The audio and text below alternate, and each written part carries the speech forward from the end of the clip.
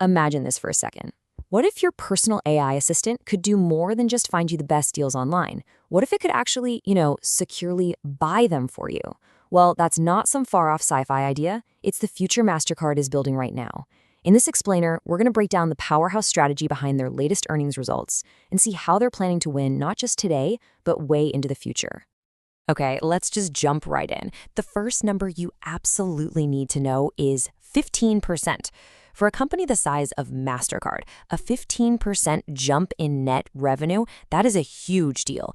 It tells us that consumers are spending, the economy's got some real momentum, and Mastercard's core engine is just firing on all cylinders.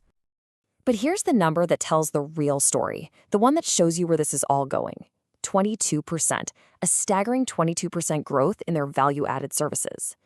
This proves that Mastercard is becoming so much more than just a payment network. They're a full-on tech company, selling everything from AI-powered fraud protection to super sophisticated data insights. This is where the real growth is coming from. So what's the secret sauce here? The CEO, Michael Miebach, he points right to their strategy. But what exactly is that winning strategy? Well, let's pull back the curtain and see how all these pieces actually fit together. So, to really get it, here's how we're going to break down their playbook. We'll start with those impressive results.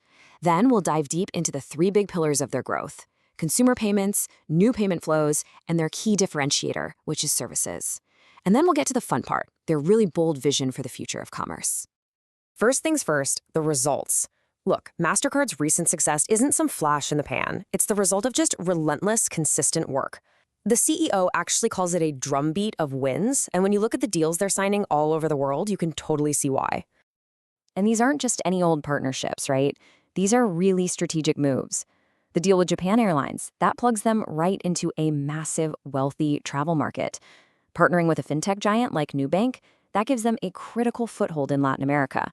And locking in major banks in Europe and the Middle East, well, that just solidifies their position in these really key high-growth regions. Now for that first strategic pillar. You'd think that in today's world, cash is basically dead, right? Well, you'd be wrong. There is still a staggering amount of money changing hands the old-fashioned way. And that's exactly where Mastercard sees a gigantic opportunity. How massive, you ask? $11 trillion. That number is it's hard to even wrap your head around. To put it in perspective, that's more than the entire economy of Japan, every single year. And that's the prize Mastercard is chasing by moving those cash and check transactions into the digital world. So how do they get a piece of that? Well, think of it like this. Instead of you buying one monthly transit pass, they're enabling a simple tap for every single ride.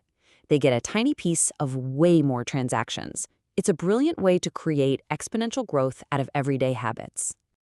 But okay, Mastercard's ambition doesn't stop with you and me. They're going after a much bigger, way more complex, and honestly, a much slower moving market, the entire world of business-to-business payments.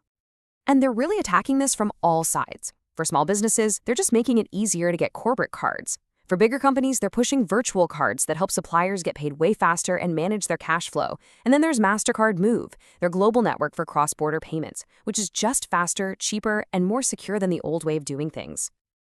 All right, now for the third pillar. And this is where it gets really interesting. If consumer and B2B payments are the bread and butter, then services are the secret sauce. This is what really sets them apart from the competition. In a world where you hear about a new data breach every other day, trust is everything. That's why Mastercard is pouring money into things like their threat intelligence platform. It uses AI to spot and literally block cyber attacks before they can do any damage. That gives their clients, and all of us, some serious peace of mind. Imagine you're a small business owner, and you need a loan. The old way meant a mountain of paperwork and just weeks of waiting.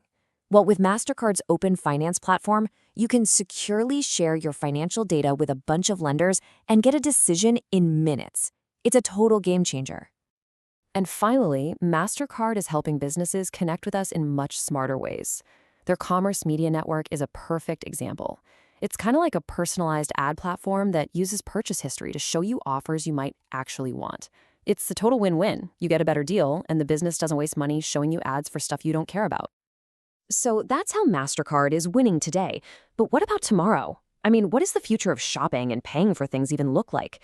Well, Mastercard has a very clear vision, and it revolves around two huge technologies: artificial intelligence and stablecoins.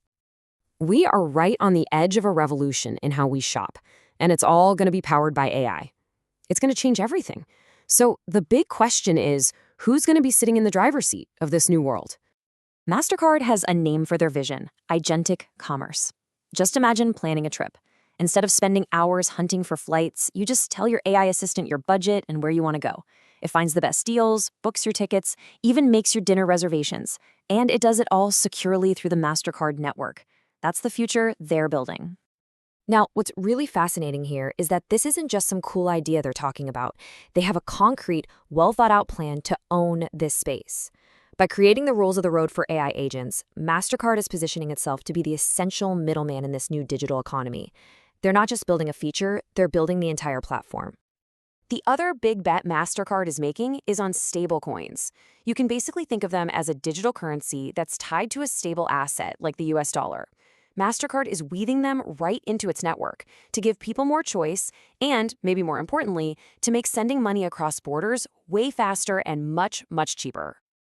Okay, so we've looked at the results, the three-pillar strategy, and their vision for the future. So what's the bottom line? What's the one big thing you should really take away from all this? It's that Mastercard's strategy works like a flywheel. Each part of the business makes the other parts stronger. The core payments business creates tons of data. They use that data to build awesome new services. And those services make the core business stickier and more valuable to everyone. It's this virtuous cycle that's driving all this growth. The world of commerce is just changing at a dizzying speed. And in this new world of AI agents and digital money, trust is the single most valuable thing. Mastercard is making a very clear, very bold bet that they are going to be that trusted global network that connects it all together. And you know what? If they're right, the future is theirs for the taking.